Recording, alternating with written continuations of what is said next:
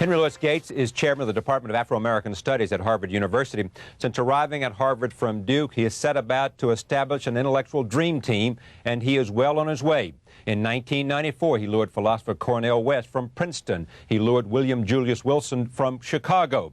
Gates and West have joined to write The Future of the Race, examining the famous W.B. Du Bois essay, The Talented Tenth. Each is a best-selling author in their own right, and they are two of America's most popular intellectuals, and they are friends of this broadcast, so I'm very pleased to have them here. Welcome. Thank you, Charlie. Always a pleasure to be here. Before we talk about this book, let me just talk about what in the world is going on at Harvard and the Department of Afro-American Studies. What are you trying to do? What are you doing? What's the goal? Well, our goal, quite frankly, was to put together one of the most sophisticated assemblages of scholars of the African-American experience ever to be at one place, one time in the American Academy.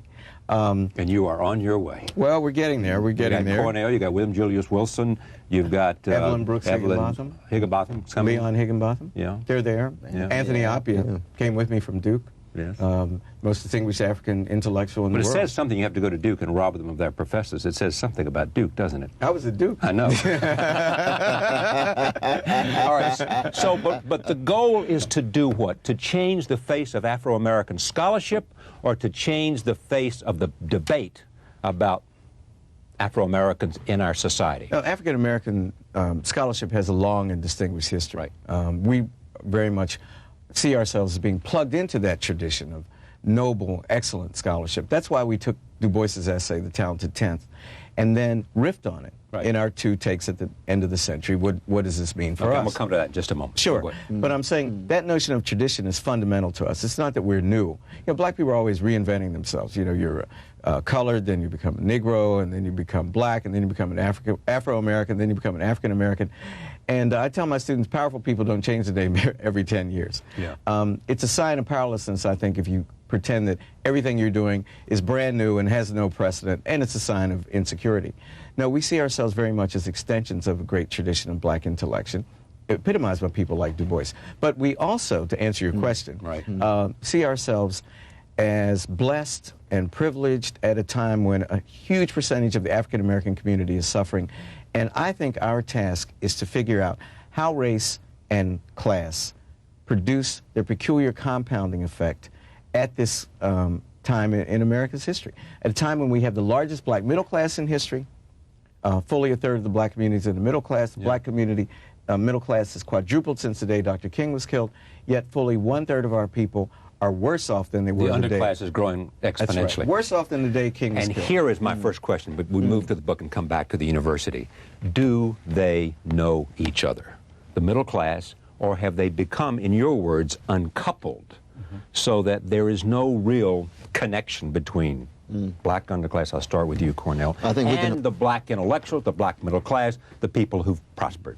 Right. I mean, keep in mind that there's intellectuals among the black working class, black middle class, even black working poor, but we're talking about credentialized intellectuals. That's something else. But keep in mind, we can only make relative judgments. We can make relative judgments in regard to what it looked like under American apartheid, under Jim Crow, Jane Crow. Of course, the black middle class was there with the black working class and the black very, very poor.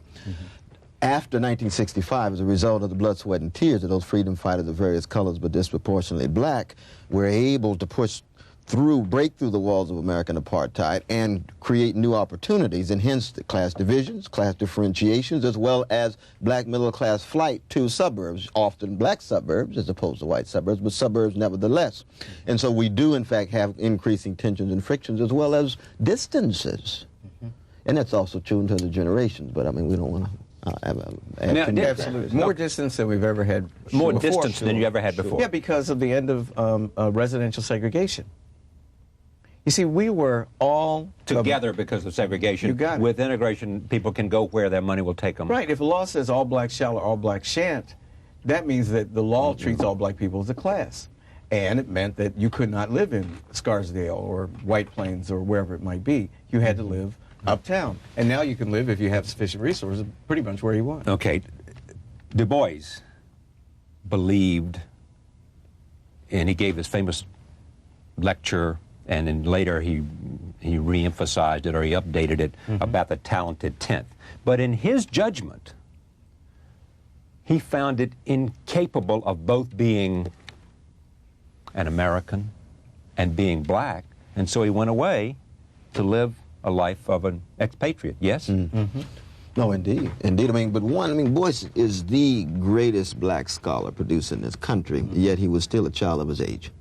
Deeply shaped by Victorian social criticism, very much like Thomas Carlyle's strong heroes or Matthew Arnold's disinterested aliens who represent the best and the brightest, who would uplift, refine, and in some ways even civilize the uncouth and the unrefined moaning masses. And what was great about that was this notion of service. What was wrong about that was the elitism. And so what we're trying to do is to reshape his understanding of what it is to be one who speaks for and with other persons, such that one does not view oneself as being over and above, but rather rendering service to others who are less advantaged. How do the two of you, go ahead. Oh, I was going to disagree with Cornel. That's what I was going to say. How do you two of you differ? You took, Sure. I'll just slide out of the way and tell you when time's up. But also, I think that we're concerned with what does it mean to be a member of this crossover generation? Yeah. What does it mean to be a member of this new black middle class? We've always had classes in the black community, but never a class structure quite like this. Never, as my mama used to put it, blacks with as much white money as compared in the old days to having colored money, as she'd put it. What does that mean? And all sorts of anxiety, all sorts of angst ensues from this new class status. And as we write, the guilt of the survivor obtains as well. Yeah, but I read you as saying that you avoid guilt. Well, you avoid guilt. I think that the blackest thing that one could do, the blackest thing, as it were, that one could be, is a well-educated person. I do not feel guilty about my endowments, however limited they might be. I feel that it is a gift, and with that gift comes a certain responsibility. So what we try to do with our students, and we face this all the time, what we try to do with our students is to transform that guilt. That guilt's a powerful emotion. Freud said that it makes civilization work. I'd like what we try to do is take that guilt and transform it into an idea of ethical commitment and moral service to those less fortunate, and that's crucial. To quote you, our goal is to provide solutions to the issues of race and class in America.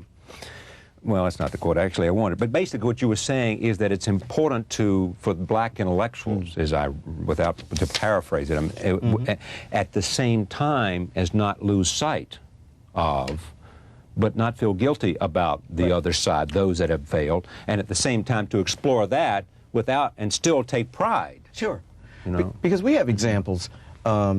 And we all know this painfully well. Let me interrupt you and repeat that, because here I found it and I wrote it down. Sure. You need a way of speaking about black poverty that doesn't falsify the reality of black advancement and speak about the advancement in a way that doesn't distort the enduring realities of black poverty. As we know painfully well, we have examples of very intelligent African-American adolescents and college-age people who intentionally fail or underachieve because they feel it's not black, quote unquote. There was a poll that was published in the Washington Post not long ago, and it was inner-city black teenagers in D.C., and it asked them to list things white. And among the items on that list were getting straight A's, speaking standard English, and visiting the Smithsonian. I have had students on this broadcast, we explored that idea, who said they didn't do well because their colleagues, their black colleagues, would use it as a note of scorn to say you're trying to be like Whitey. And so what we do in Afro-American studies is to show the basic connection between freedom and literacy that undergirds, the African-American literary tradition. I mean, in the slave narratives, Frederick Douglass equates mastering the ABCs and then the literacy of literature, as it were, the literacy of Western culture, with a freedom larger than physical freedom, a freedom of the mind, a metaphysical freedom. That to me is the key, because we have to raise the question why it is that some of the younger brothers and sisters would not equate intellectual work with empowerment. We do want to accent intellectual creativity and originality, but we've got to connect it to ways in which people feel as if it can enrich and enhance their lives and their condition. When Brother Skip and I were growing up, the reason why we read so voraciously the Ellisons and the Morrisons, as well as the the Tolstoys and the Chekhovs was because we were thoroughly convinced that to immerse ourselves into the life of the mind, we could contribute to the struggle for freedom, the wrestling with the various forms of human suffering. Once that's severed, then it becomes a plaything. And becomes a life of its own associated with various... But how does it become severed? Well, it becomes severed when, in fact, there's not enough examples of intellectuals who are involved in various efforts to contribute, involved in various efforts to enhance the lives of persons, when they view intellectual achievement solely as a matter of social status, solely as a source of condescension and arrogance. Then, in fact, it's severed, and it no longer becomes attractive and appealing. And it becomes severed when we lack the mentors in our neighborhood, in our families, in our communities, to say this is the most positive contribution that you can make to the civil rights struggle, to the race, toward the condition of black people, which is why we, in part, read so voraciously, and read so voraciously without guilt, you know, with enormous satisfaction. But to grow up to be Thurgood Marshall, I mean, you couldn't get better than that. That's what we were taught. Get all the education you can, boy, so no white man can take it away from you. I must have heard that 1,000,000 times. That was what being black was all about. That was what being a Negro was all about. And now, that message is not, not being communicated. Speaking of Thurgood Marshall, the late Supreme Court Justice, he assembled his own dream team when he was going to argue before the Supreme Court. I mean, was that part of a model of what you were trying to do at Harvard, in a sense, with that? Oh, absolutely. I was thinking of not so much Thurgood Marshall's team, but Howard University, circa 1940, 1950. Who was there in circa 1940? Oh, man. Frazier, Abrams, Harris, Alain Locke, professor of philosophy. Locke, the great Rhodes Scholar and black philosopher. Charles Hamilton, Houston, Thurgood Marshall. Giants there at Howard. And we can't even tie their shoes, man. Very much so. It was a spectacular place to be. And why shouldn't we be part of a team? You see, the model before was that Cornel West would be at Princeton, and Anthony Appiah would be at Yale, right, and Bill Wilson would be at Chicago. It's like Johnny Appleseed. You go there and integrate the school. John Hope Franklin is a great example. Yeah, and then he was at the University of Chicago. He was at Brooklyn, chairman of the history department, 1957 Brooklyn College. Headlines in the New York Times. Only one on the block. Yeah. And our model was different. We looked at the 25 previous years in the development of African American studies and the integration in fairly significant numbers of persons of African descent in historically white institutions, and said, what's wrong with this model? And what's wrong is being isolated like that makes it more difficult to cross-pollinate each other, to feed on each other, to riff on each other. Man, every day of my life, I walk past, when I go into my office, I walk past offices of Anthony Appiah, Evelyn Brooks Higginbotham, and Cornel West. By the time I get to my office, I'm pumped up. You know, it's like... or maybe feeling awfully inferior, yeah, my well, God. You got it. But that's the counterintuitive move. That's a counterintuitive move? The counterintuitive move is that you have to surround yourself by people who make you work harder, make you run faster. And what too many people have done is to surround themselves with dwarfs or with no one at all. You're also doing, I know this from what you're creating, these people like Cornell, I assume in the theological seminary department up there, or whatever, the department of Divinity School. The Divinity School. Yeah. And Higginbotham is going to be, what, affiliated also with History the History Department. And you've got Kennedy School. And her husband will be Kennedy School. Kennedy School. So they're not only there at Afro-American Studies, but they're also part of the faculty at the other because areas. Part of the goal is to transform the culture of an institution like Harvard, and it's easier to do that if you're fighting two sites rather than one. What do you have in common with Louis Farrakhan? Me? Well, both named Louis. Yes, that's right. We don't call him Skip. What? I think we both share a tremendous love of language. Yeah. A love of ideas, and I think we both share a tremendous compassion about the fate of African American people. But you didn't attend the Million Man March. No, but I didn't attend. I was going to go to the Million Man March. This is cheating in a way, but I was going to write about it for the New Yorker. Yeah. So, you know, Cornell took a much more courageous moral stand. Courageous because what? Because he took a lot of flack for that. Did you know you were going to take flack when you went down there? I figured I'd take some flack, but it wasn't a question of focusing on the flack. Why did you go? Well, I went mainly because we wanted to send a sign of hope, and we wanted to try to convince persons that black suffering, along with the suffering of other working people and poor people, ought to be much more at the center of the political as well as the national agenda. And we know we live in a world in which images actually have weight and gravity, and this is a powerful image of black humanity and black decency. All those men and their sons and daughters there. Absolutely at right. that place at that time. Absolutely. Saying what? Saying that we will not allow the present circumstances to dictate our conception of the future. And though there may not have been enough political criticism at the march, and we heard it from Jesse Jackson and a few others, there was an attempt to link the need for black spirituality, and by spirituality I mean conceiving of oneself as a subject with a sense of possibility. Yeah. But linking that spirituality to some motion and movement, and taking primarily the form of activism, joining organizations, churches, mosques, and so on. You know, back to Du Bois, the thing that surprised me about what you say is that he put too much faith in education. How can you put too much faith in education, thinking about the issues that were talked about at the Million Man March? Well, one is because education is not inherently humanizing. You don't simply immerse yourself in great texts and infer you're going to be a good person. We see Nazis, we see white supremacists, we see male supremacists, we see homophobes who are highly educated. Something else must go on, some transformation of will, some attempt to courageously wrestle with the evil inside of each and every one of us.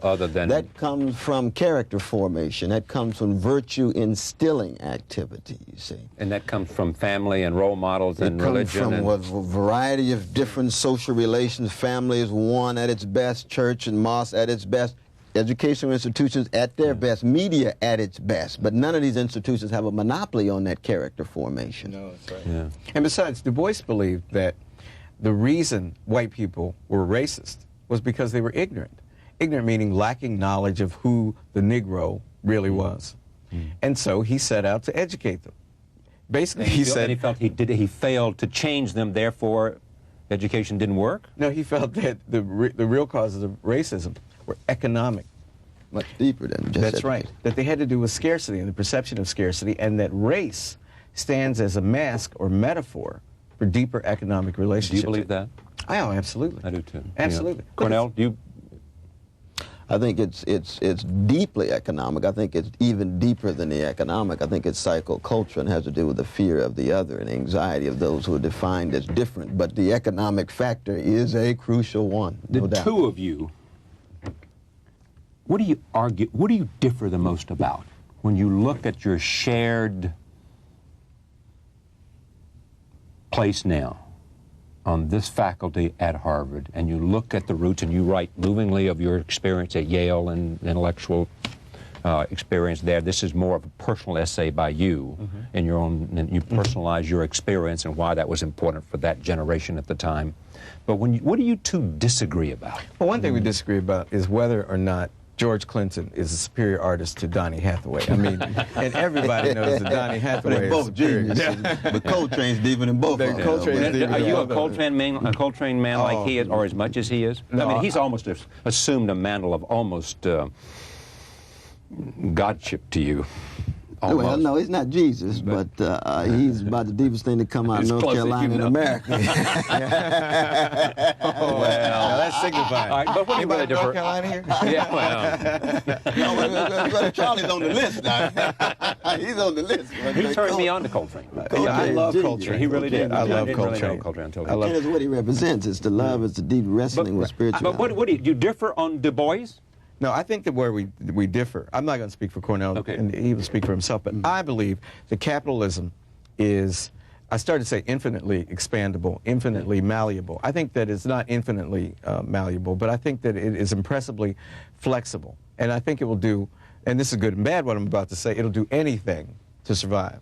I think Oppenheimer and company sat down in South Africa, looked at the facts and said... Harry Oppenheimer. That's right, and they said, apartheid's got to go because we're going to lose all our money. Right. We don't like these people. We don't like them any better than we did. We're going to let that guy, what's his name, out of jail, and we're going to change the society because we want our profits. Yeah. Now, I can work in a system like that, To me, what we then do is figure out where the pressure points are, how to manipulate it, how power is distributed, capture space. I heard Cornel describe that about my philosophy the other day, and it's absolutely right.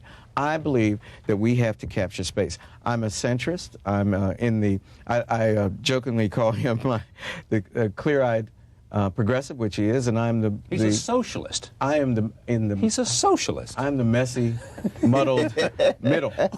But that is my personality. I mean, my personality You're the messy, muddled middle. I am the... He's a 3M guy, Cornel. Messy, muddled middle. I see myself as a center left. Yeah. 1 foot to the left, one. But that's where my personality is. He and I have had this conversation. This is nothing new. That we've talked about social democracy as he believes it, and going to the world something in Berlin. But I believe that we need to have forms of social service that express forms of compassion for our fellow human beings. I think it's disgusting that we live in a society where people live in the streets. Okay, but and you believe in what? I mean, you see, I'm a democratic experimentalist. other than I'm a radical Democrat. Now, because when you say socialist, oftentimes that scares people because they think of the ugly socialist past. But the point is that it is impossible to have a system like capitalism that's predicated on profit maximizing, that does not end up generating high levels of inequality of wealth without there being democratic countervailing forces. Now, I know we're going to live in a capitalist world for a long time to come, that I'm going to die in a capitalist world. But I'm going to keep track of the suffering in that world, no matter what, suffering that in part has to do with inequality of wealth and power, has something to do with the disproportionate amount of wealth and power of corporate elites and banking. Do you believe that, do you believe that other systems of government have done more for the mass of people than capitalism has? I believe that at this present moment in the human adventure, that the virtues of capitalism have been to generate levels of productivity and technological innovation that has facilitated the creation of certain mass middle classes in North Atlantic societies. Mm-hmm. At the same time, the only alternative to emerge have been socialist ones, which have been repressive and regimenting when it comes to rights and liberties, but have been better when it comes to health care and education. Mm-hmm. So the question becomes, look, we've got these two systems. Both have deep flaws. One has completely failed because liberties and rights are precious. Mm-hmm. So that's the reason why the Soviet world had to collapse, and rightly so. But that doesn't mean that prevailing capitalist, global capitalist world doesn't have deep structural flaws. And let me say this, especially on Good Friday, I think one of the issues where you get a difference between Brother Skip and myself is that I am an unabashed, unashamed Christian. And by Christian, what I mean... Well, he's got deep spirituality, I think, but he tends to be much more improvisational, I think, when it comes to the spiritual. Wait, stop. What's improvisation? You make it suit the moment? No, not at all. What does that mean? I'm not Is this sort of a formal Christian. Do I believe in God? Yes. Am I a religious person? Yes. I just don't like, I wrote this recently, I just don't like to talk about it that much. But are you Buddhist? Are you more Confucian? Are you more Hindu? Are you more of a Christian? If I get sick, my father was detected, prostate cancer was diagnosed my father when he was 62. First thing I did was cry, as a matter of fact. The second thing, I went up to my bedroom, got down on my knees, and I prayed to God, and his son was Jesus, and he died on Good Friday and was resurrected on Easter. That is the God of my childhood. That's the God of my fathers, and that's the God I pray to in times of celebration and in times of desperation. But to say that one of my 3 or 4 principal identities is my religion would not be true. To say that about Cornel West would be true, and that's the difference. Because see, I'm first and foremost a Christian. Mm-hmm. But by Christian, you see, is one who works through Chekhov, through Coltrane, through Toni Morrison, and says what? That the tragic comic character of the world is such that the suffering and the pain and the grief that sit at the center of it serve as the terrain upon which we must struggle, but preserve our compassion no matter what. Mm-hmm. Mm-hmm. And it's beautiful. I mean, you don't have to be a Christian to make those kinds of claims, but it's my particular journey that lead me to arrive at those kind of claims. When I raise the question of government, question of capitalism and economic structure, I was also leading to a notion of whether you two saw the role of government in questions of race the same or differently. Whether it is, go ahead. Oh, I'm sure that we do. I mean, to me, see, we have to cast this in a slightly larger frame. Let's talk about the causes of poverty. Right. Or let's talk about the causes of the size of the middle class. Okay? Causes of poverty are both structural and behavioral. And you can only deal with structural problems structurally. You need government intervention, you need certain entitlement programs, you need help, you know, you need jobs training. The problem of poverty is caused, this sounds tautological, but by the absence of jobs. How are we going to educate a workforce to enter a working class and then a middle class in a world economy, a highly technological global economy? That's the question that confronts us today. And the reason that the middle class is so large is because of affirmative action. Affirmative action made it possible for Cornell to go to Harvard, for me to go to Yale. We were qualified to go, but we would not have been admitted before because of strict racist quotas at Harvard and Yale and every other elite American institution. And so affirmative action for us was a wonderful thing because it lowered a barrier. It made it possible for us to be a player at the table. And so without government intervention, we wouldn't be here. And what about the behavioral issue? We need a moral, ethical revolution within the African American community. Let's be clear about that. No white racist makes a black person harm another black person or harm themselves. No white racist is responsible for the teenage pregnancy rate. The drug addiction. I mean, we can talk about forms of stress, but we were taught growing up that if we succumbed to the stress of white racism, that we as a people would be dead. And what we have to do is insist on a two-tiered approach simultaneously, the structural and the behavioral. To do one over the other means that no result will ensue. And Did you disagree with me? I asked the question whether you what differ holds on the the role black of them. community holds for the national community as well. That the levels of cruelty, the levels of isolation and loneliness, the levels of disloyalty and cold-heartedness and mean-spiritedness shot through the larger society. We all stand in need of a fundamental moral awakening around public life where we view ourselves as citizens who want to participate in shaping the conditions of our own destiny. Do you believe that the question of race in America, with its class dimension, is a question that unless we deal with it, it affects our survival? No doubt about it. Absolutely. Race is the one issue that will bring down the curtain on American civilization. And John how Baldwin and said it. why? Because it would generate levels of balkanization and polarization that would make it difficult for us to communicate with one another and generate levels of conflict that result in levels of chaos and disorder that will bring the end And to how America. close are we to that point in your judgment? We do not know. Skip? We're still on the present course. We're certainly on the way. I heard Hugh Price recently say that... Head of the Urban League. That's right. Not since the progressive era has American capitalism been so close to decivilizing itself. To me, race is important because it allows economic scarcity to manifest itself in a way that is difficult to treat, difficult to touch. How is American capitalism decivilizing itself? Well, meaning we have downsizing? No, yes, that the safety net, the social safety net, is being ripped apart by this contract for America and the Republican Congress. And 45% of African American... Wait, you leave me. I mean, I'm slow, so you need to sort of go very carefully with me. You understand. Right. Wait a minute. No. Okay, I'm sorry. All right, it's one thing to say, I mean, the American corporation is decivilizing our culture. It's another thing to look to the contract with America and whatever other issue you pointed to and say the problem with them eliminating the safety net. That seems to me to be government action on the one hand, not corporate action. No, but they're part and parcel of the same picture. Why? Well, because you need government intervention for Social Security is a government agency, not an idea that came from the corporate sector.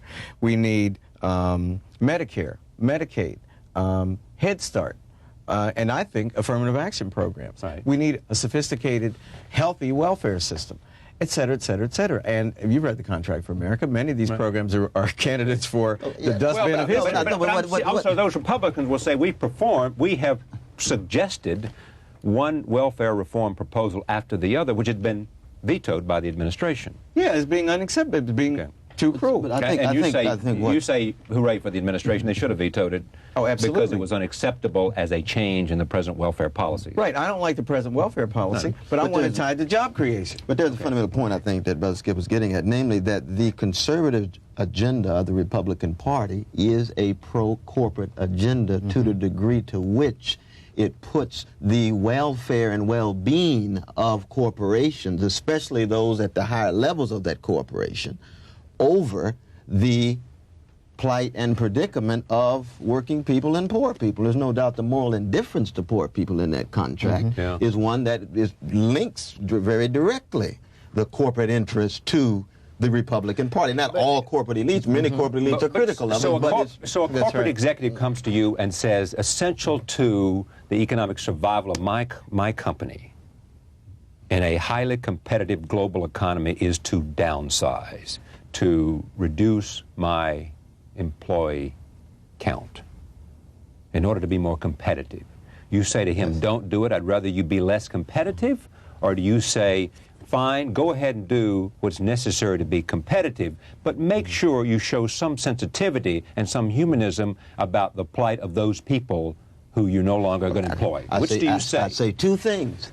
I say, you just say, big brother going to get you. No, not at all, because I'm speaking as a human being. Both of us are fallen human beings, right? I say two things. I say the difference between short-term success and long-term success. Yeah. And there is the issue of fairness in terms of loyalty within your corporation. If you're increasing your salaries of CEOs at the same time you're downsizing, then you're violating a principle of fairness. If you're going to focus on profits for the next 2 years and don't invest in the skills of your workers, then 15 years you'll still be out of business. Brother Cornell has been studying up on this.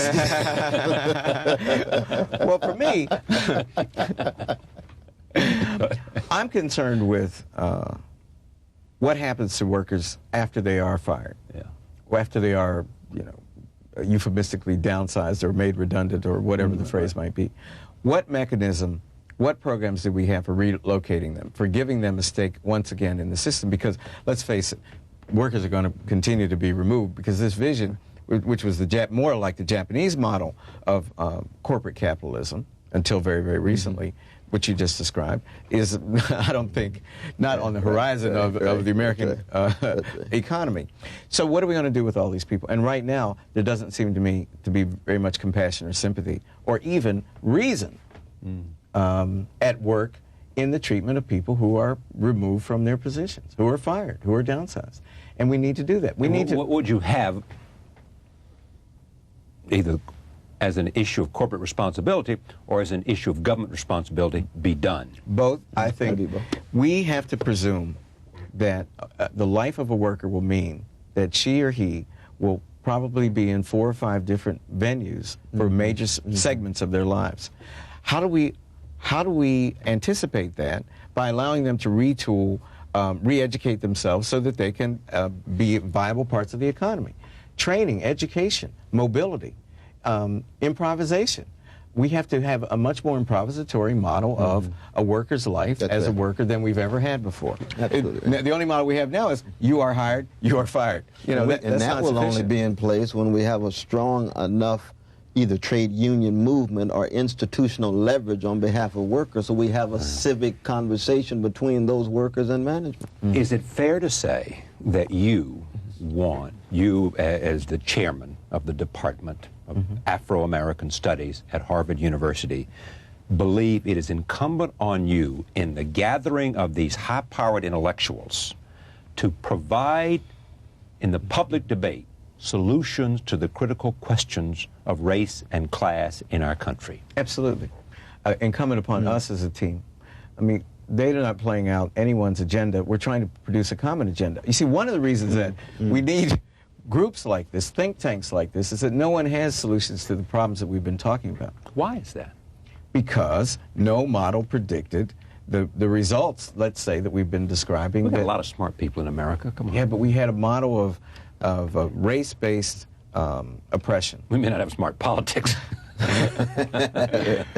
We had a model of race-based oppression that was not sensitive enough to the way that race and economics come It's together. not smart politics. Yes, but even in our scholarship, and we need now to figure out, to do hard-headed studies of where we are as an economy, as a country, as a society, as an ethnic group, and figure out what we do to produce the world that we want. I don't want to live in a society where 45% of all black children live at or beneath the poverty line. There's something wrong with that society. And I want to be part of a group of people. I can't do it by myself. But one of the things that I like to do in the captured space metaphor is to build institutions. I want to help to build this institution. I want to see it endowed so it outlives Cornel West and William Julius Wilson and me. And so that other people can take up the mantle, because it's a long, hard struggle to solve these problems. He is the grand institution builder at this particular moment, not just in the Black Academy, but in the American Academy as a whole. And it does the grand what? The grand institution builder. How long do you have to do this?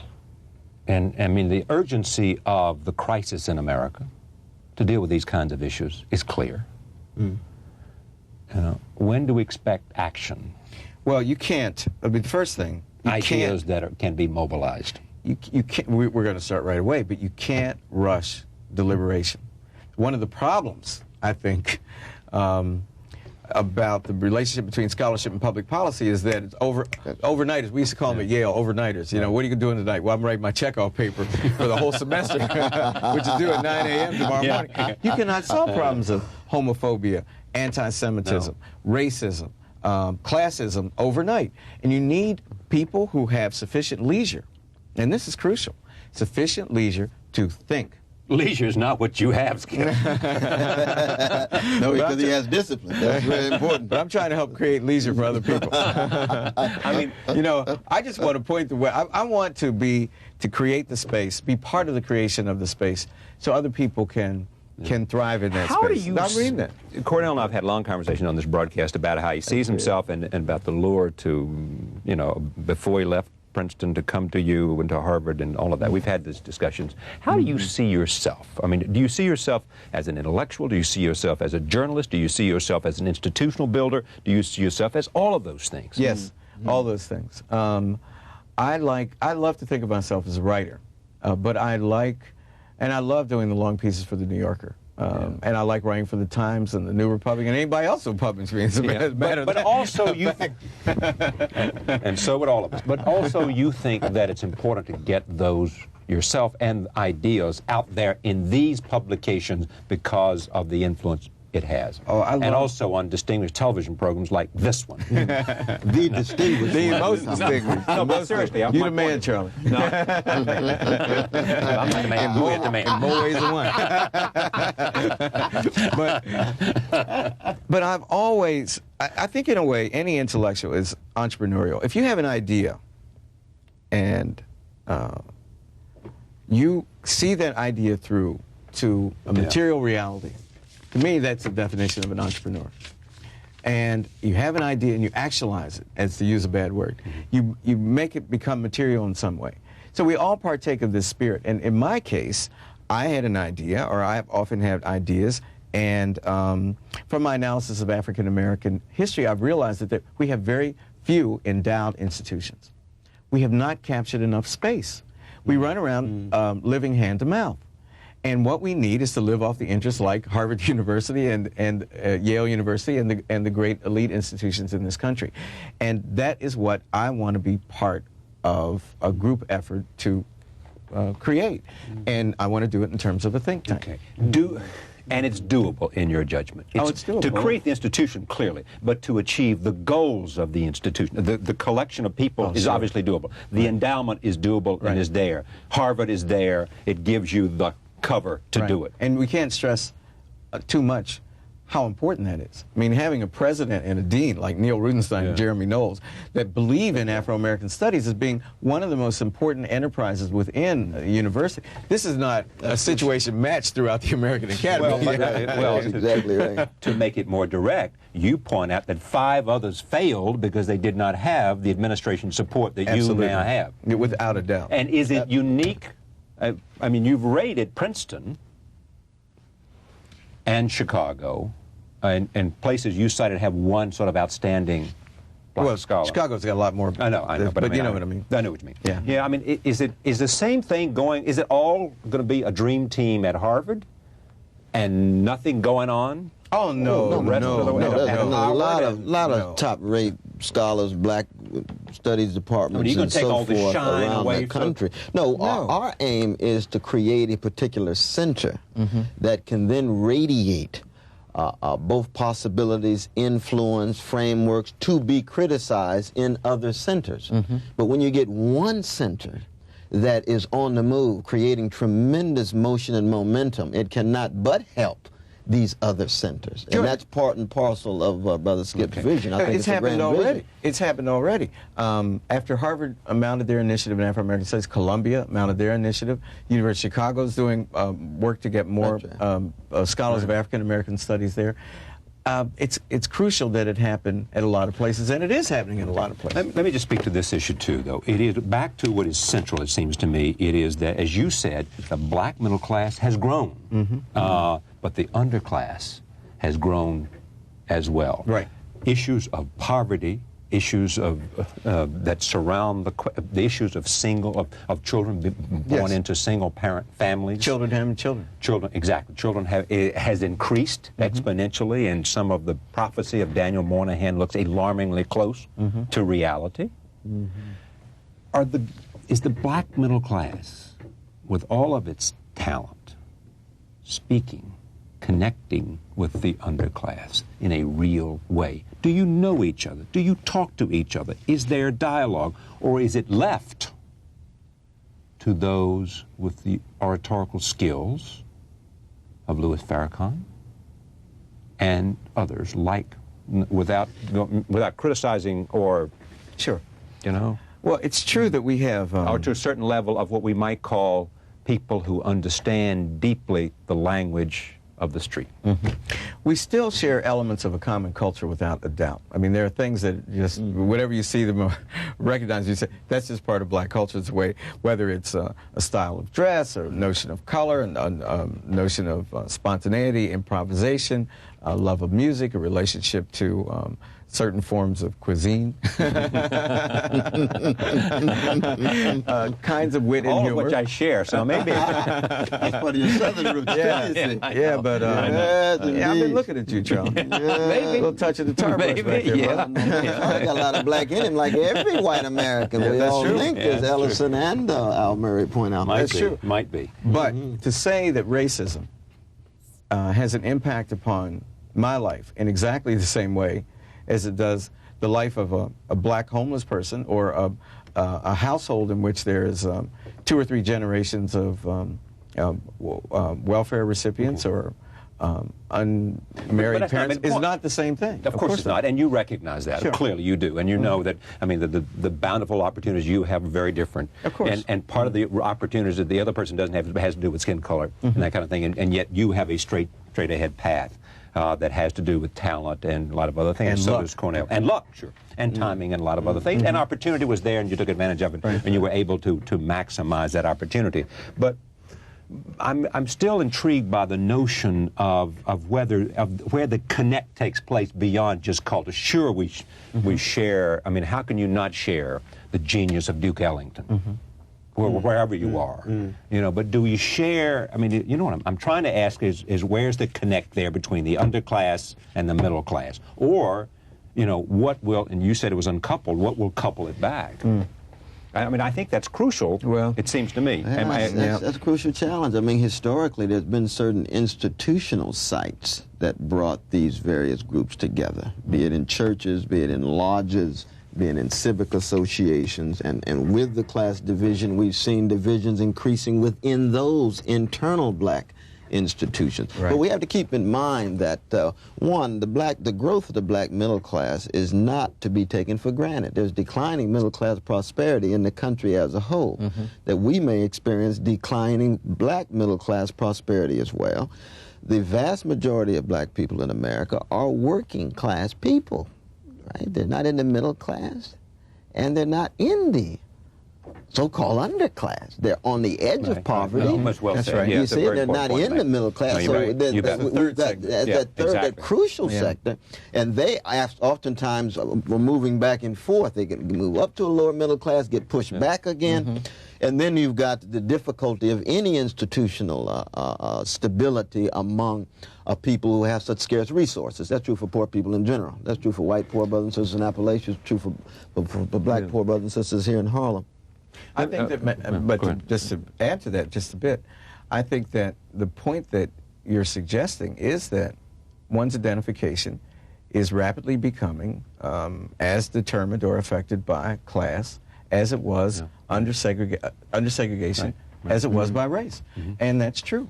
You have different identities, multiple affiliations, and that's the way it always has been. But I'm also, that's true, and I'm asking where is the responsibility? Not the guilt, but the responsibility.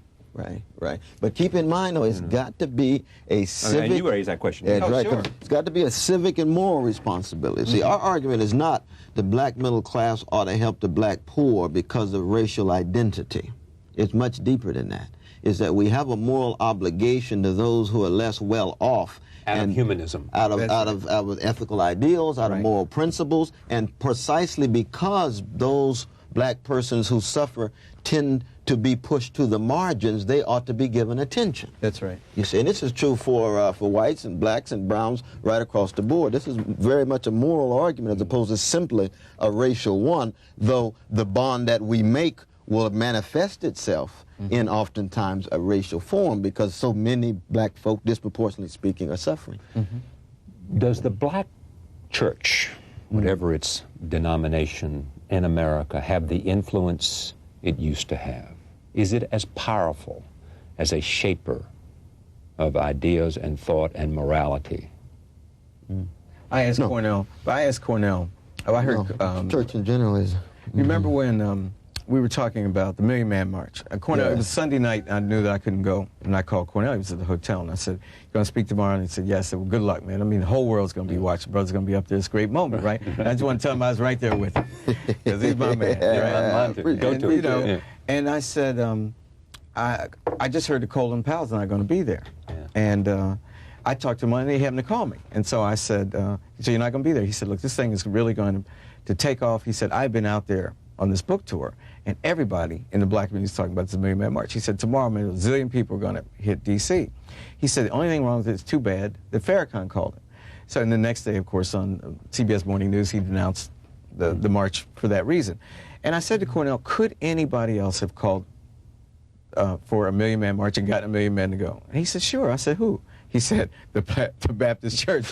You get 14 million black Baptists if they were organized in that way. We should keep in mind, though. Well, but I rest my case, though, as to whether people are speaking to each other and whether the institutions are doing what they ought to. If, in fact, the black church could have, the Baptist church could have done that, or why didn't they do it? I mean, and Cornel, I mean, Farrakhan, to his credit, said that. Look, he said, "I'm not appointing myself the message. Nobody was doing this. I stepped forward to do it, and this is the result." And of course, 61% of the black brothers who did attend the march were Christians. So they came from the pew to the march. Right. You see? These weren't Muslims. And I think you're right, though. We have to give Mr. Louis Farrakhan credit for having the vision to call the march, that his concern for black suffering is such that he's going to engage in a variety of different kind of strategies. The question becomes, what do those of us who are part of the legacy of Martin King and Fannie Lou Hamer have to say in relation to the same set of issues that he's trying to deal with? One of the most amazing things that I'm trying to deal with, because I'm about to interview Farrakhan, is why you would be so successful. The greatest moment of this guy's political life was the Million Man March. I mean, I hated the speech because I thought it was too long and rambling. It should have been 20 minutes long and, you know, smoking. And he should have offered to atone.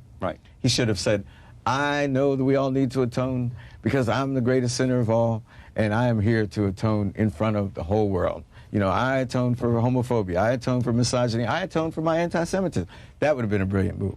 But without that even, it still was a brilliant power move, pulling off the Million Man March.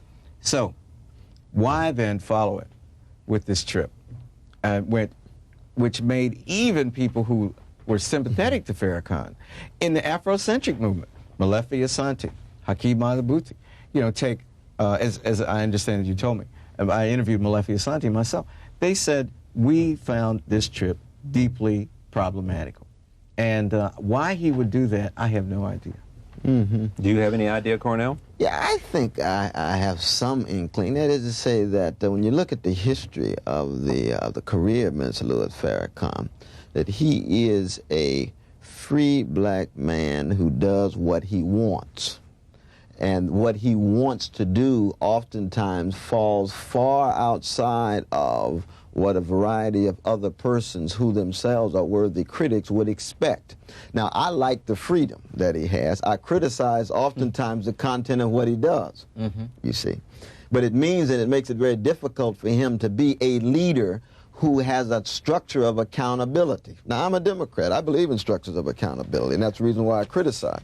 But I think that that he likes to launch out and engage in a variety of different kind of activities without that accountability, and therefore he oftentimes falls into these traps. I can't wait to this time. Yeah, he sure did, and I think the exercise of independence has some restraint by the implementation of wisdom, which failed him on this case, it seems to me. It was a bad day. Yeah, it was a bad trip day, wasn't it? No, but I mean, I think we also have to keep in mind that there are certain elements in his ideology that are deeply conservative. He believes in them, and he speaks on them. And when he calls for Islamic unity, radical Democrats are going to call it into question because it hides and conceals suffering in those societies. Here's what I want to get at. We've almost... Yes. We're over time almost. It is the notion of, as we approach, and all of us approach, the seriousness of race in America, both its class derivation and otherwise, as a crucial issue that we have to engage in the debate and hope new ideas will come forward from Harvard University and other universities and other politicians with a newfound will to discuss it. Within the African American community, can you today have a full discussion of issues with both criticism and awareness of history? Oh, absolutely. Okay. I think that we are. That's crucial. I think that we all are aware that no one person or no one ideology or no one group of people has a solution to our problems. Secondly, I think we're all united in wanting to solve the problems, and I think that we know that now that what we used to call the one nigger syndrome is dead. That is, there's not one power broker in the United States, not in any of the venues of power in America. There are lots of people of color who are functioning in lots of arenas, and so we don't need to kill each other anymore, which was required of the racist system in the old days. I got to do one last thing here, because this week, the loss of Ron Brown. It's terrible. And Hayward Burns and Carl Stokes. Other people, Carl Stokes died of cancer, or I guess was cancer, in Cleveland. He's 68. Absolutely. But Ron Brown specifically because flags fly to half-mast in America today. Right. Oh, I loved Ron. I mean, I love I only met him one time, but I love the idea of Ron Brown. I love the idea of someone so comfortable in his culture, so deeply rooted in an African-American tradition, yet he was comfortable as a citizen of the world. Where did he die? Did he die in Africa? Did he die in Harlem? He died in Bosnia, trying to build bridges in Bosnia. That's a beautiful metaphor for me of the relationship between the particular and the universal. Trying to help American business and help Bosnia. Absolutely. That'll make you a capitalist, Cornel. No, not that, but I tell you this, though, his deep sense of citizenship, his deep commitment to public interest and common good, however we may interpret it in conflicting ways, moved me deeply. Not only that, but he was just a decent human being. He really tried to keep track of the humanity of other people. And I knew him for a number of years when he was chairperson of the Democratic National Committee. And you could revel in his humanity, even given our commonality in some of our disagreements, and came to love the brother very much. Henry Louis Gates, Jr., Cornel West, The Future of the Race, a new book that they have jointly written.